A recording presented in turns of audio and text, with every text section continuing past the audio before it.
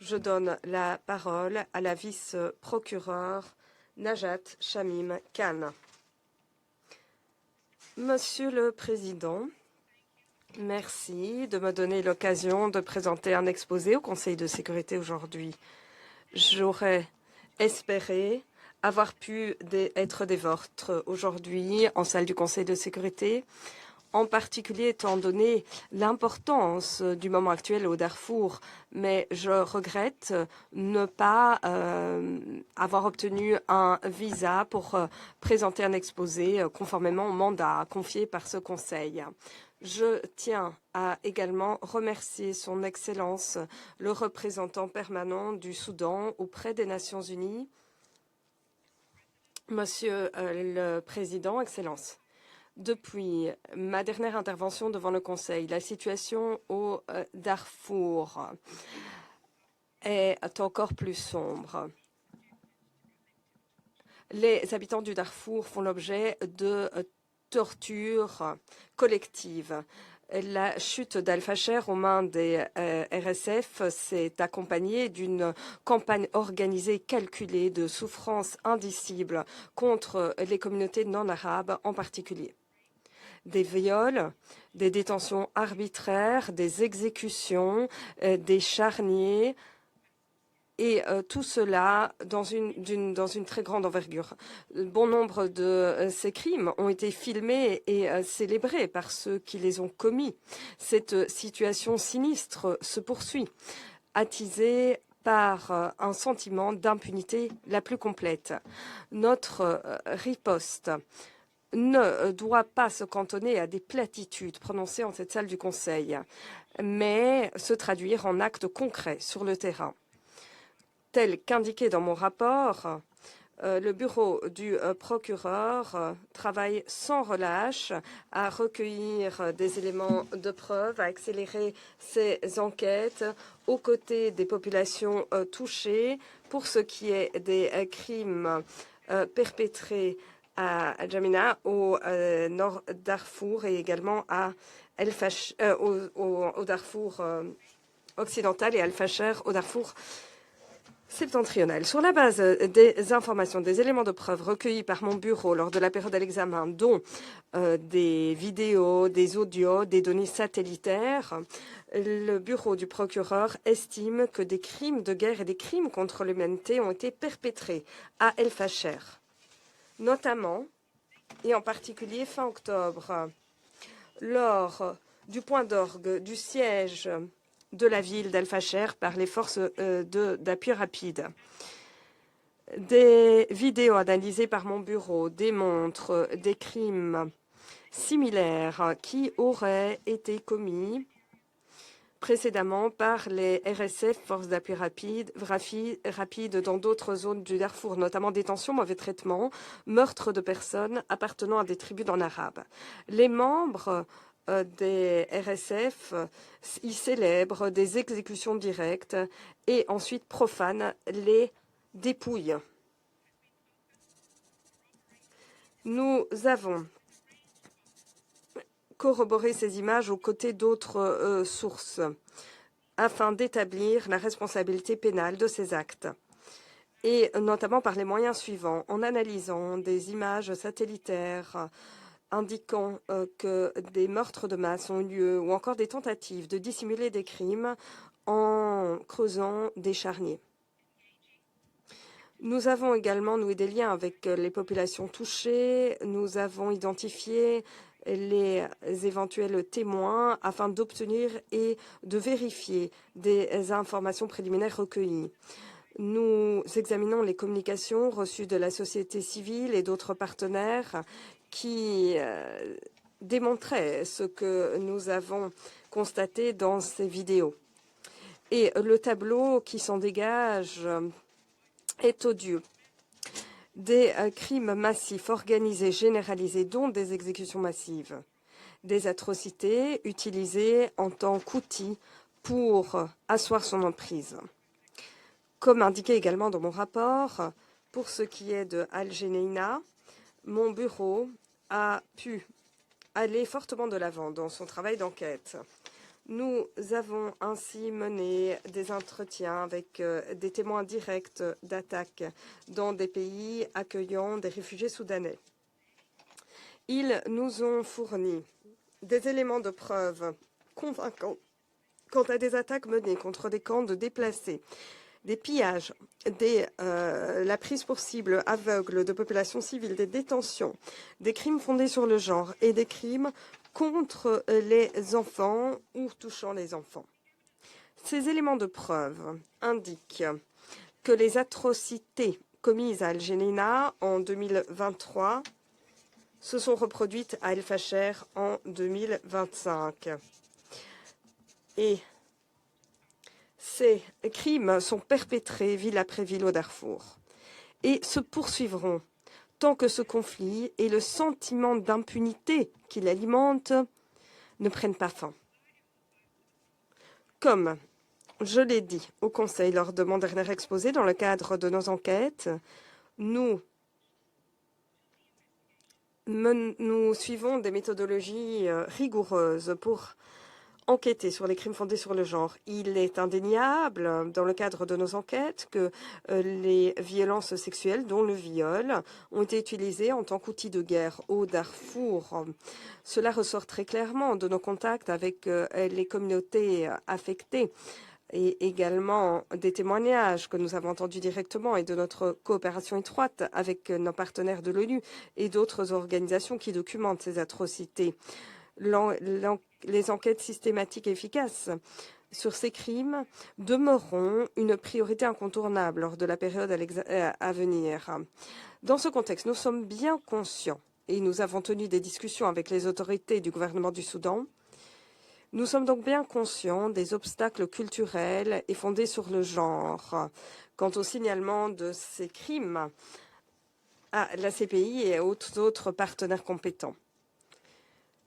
Il nous incombe donc de veiller à ce que nos enquêtes et nos campagnes de communication soient menées en prenant en compte les sensibilités culturelles et de genre, ce qui nécessite une coopération étroite entre la cellule genre et enfants du bureau du procureur et en veillant à ce que nos enquêteurs connaissent bien les particularités liées à la culture et au genre dans ce pays. Nous sommes également bien conscients de signalements de crimes au titre du statut de Rome qui auraient été commis par les forces armées soudanaises au Darfour. Et nous examinons tous ces éléments de preuve. Toutes les parties au conflit doivent veiller à honorer les obligations que leur incombe le droit international et veiller à ne pas prendre pour cible des populations et des installations civiles.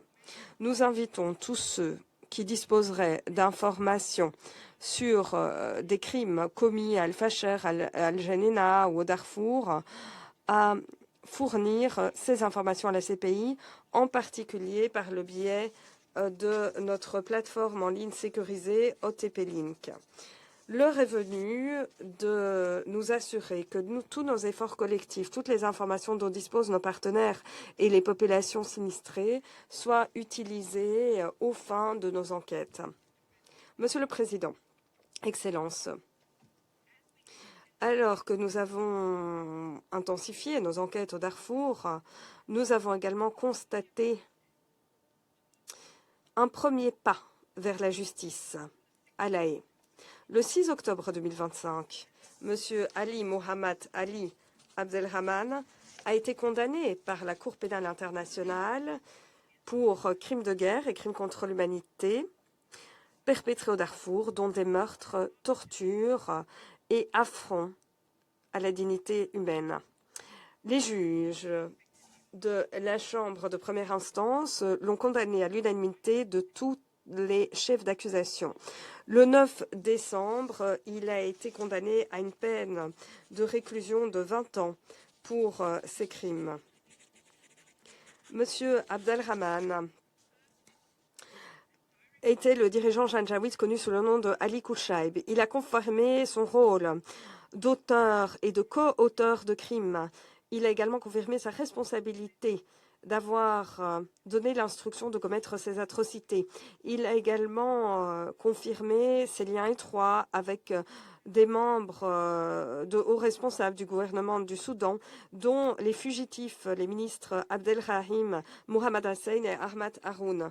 La condamnation et la peine prononcée contre M. Abdelrahman constitue un jalon. Il s'agit là de la première condamnation émanant d'un renvoi par le Conseil de sécurité à la Cour, mais également de la première condamnation s'agissant du Darfour et de la toute première condamnation pour des persécutions fondées sur le genre à la CPI. Bien entendu,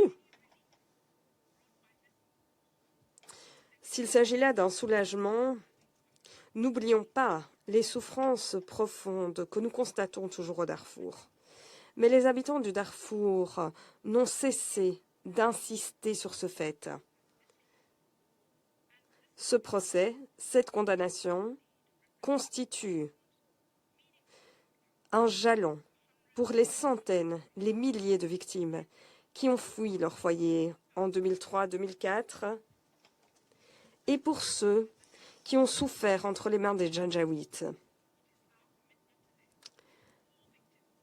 Nous nous engageons donc envers eux, envers toutes les victimes au Darfour, envers le Conseil de sécurité, à ce que cette toute première condamnation soit perçue non seulement comme un moment charnière, mais également comme un catalyseur en faveur de davantage de reddition de comptes pour les crimes commis contre le peuple du Darfour grâce au travail mené par la CPI. Monsieur le Président, Excellences, si nous souhaitons faire fond sur ces avancées, si nous voulons veiller à ce que la condamnation d'Ali Kouchaïb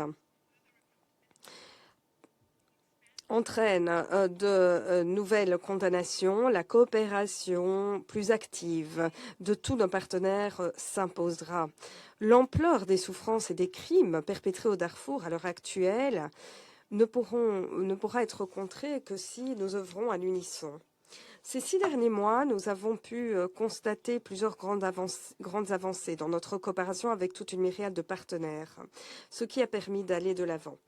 Il s'agit notamment d'une coopération très étroite avec un certain nombre de pays africains, et en particulier le gouvernement du Tchad, qui a facilité l'accès à son territoire, ce qui nous a permis de mener plusieurs entretiens auprès des membres de communautés sinistrées.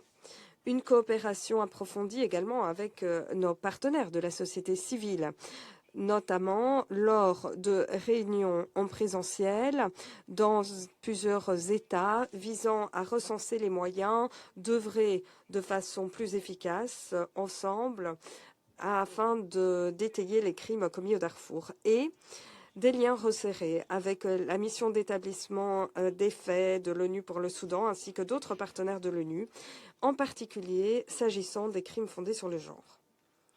En dépit de ces progrès notables, nos enquêtes continuent de faire face à des obstacles majeurs, dont un accès limité aux témoins ou encore un accès non sécurisé au lieu de commission d'un crime. Bon nombre de témoins n'ont pas leur sécurité garantie. Dès lors, il faut que tout contact avec ces derniers soit mené de manière à garantir une protection robuste contre les actes d'intimidation ou de représailles.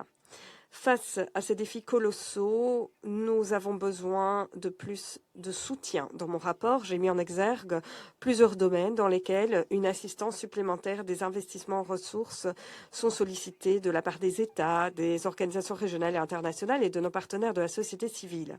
Les États en particulier peuvent contribuer davantage à appuyer notre travail, notamment en partageant des images satellites et d'autres informations ou renseignements audiovisuels ou numériques pertinents au regard de nos enquêtes, en appuyant l'identification et les entretiens avec la diaspora du Darfour dans leur juridiction, notamment en délivrant des visas au bureau pour mener de tels entretiens et en détachant des experts nationaux spécialisés dans des domaines techniques en appui aux activités analytiques conduites par notre bureau. Nous saurions gré de toute coopération supplémentaire de votre part en ce moment critique. Et j'appelle également à mettre un terme à toutes les initiatives visant à contrecarrer notre travail, que ce soit par des sanctions ou par des mandats d'arrêt contre des agents de la CPI. Il n'y a pas de temps à perdre pour rendre justice au Darfour. Les obstacles à l'établissement de responsabilités sont déjà très élevés. Face à toutes ces tentatives d'empêcher toute action afin d'établir les responsabilités.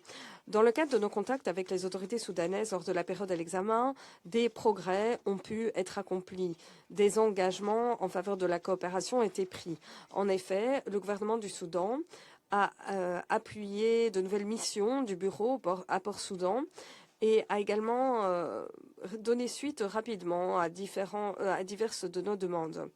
J'ai également été ravie qu'après qu'il ait été condamné Ali Kouchaib, j'ai pu accueillir le ministre de la Justice du Soudan à la CPI, ainsi que le comité établi par les autorités soudanaises pour la coopération avec le bureau.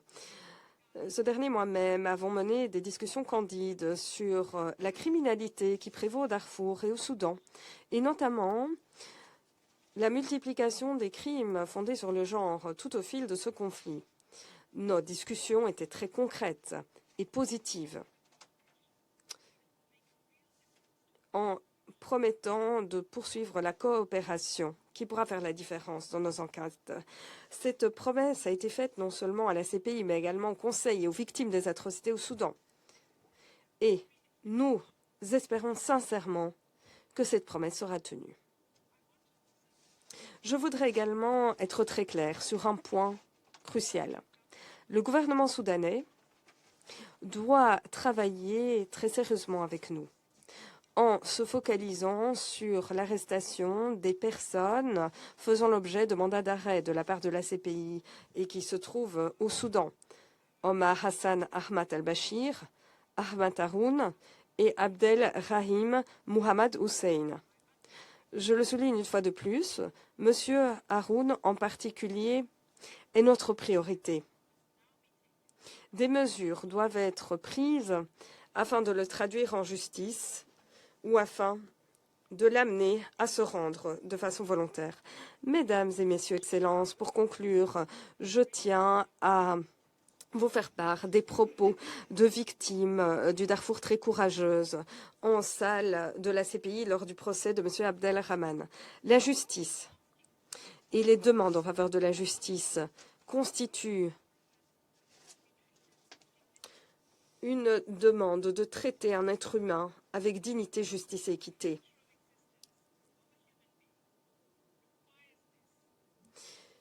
L'existence même des êtres humains le requiert. Et dès lors, lorsque les populations constatent que l'injustice est perpétrée contre un certain nombre de personnes ou contre certains individus et qu'ils ne peuvent rien faire, c'est le chaos, la panique, la peur et la terreur qui prévaudront. Cette victime a pu voir la justice rendue. Cela ne suffit pas, certes, mais la condamnation d'Ali Kouchaib, à la suite de témoins fournis par ce témoin et bien d'autres rescapés au Darfour, a permis de démontrer que le Conseil de sécurité aux côtés de la CPI peut contribuer à rendre justice pour ces crimes. Il nous revient maintenant d'étendre encore nos efforts pour que davantage de victimes puissent se présenter devant la CPI pour dire la vérité, pour que justice soit rendue, comme nous l'avons vu en octobre dernier à la CPI. J'ai présenté dans mon rapport et dans cet exposé les moyens par lesquels les États et les autres partenaires peuvent davantage contribuer à ce travail. Je vous demande de nous fournir l'assistance requise. Plus large sera la coopération et le soutien en faveur de notre bureau, plus rapidement, plus effectivement pourrons-nous obtenir des résultats. Nous sommes tout disposés à œuvrer à vos côtés afin de rendre justice pour les victimes, afin de mettre un terme à cet engrenage des atrocités au Darfour. Je vous remercie.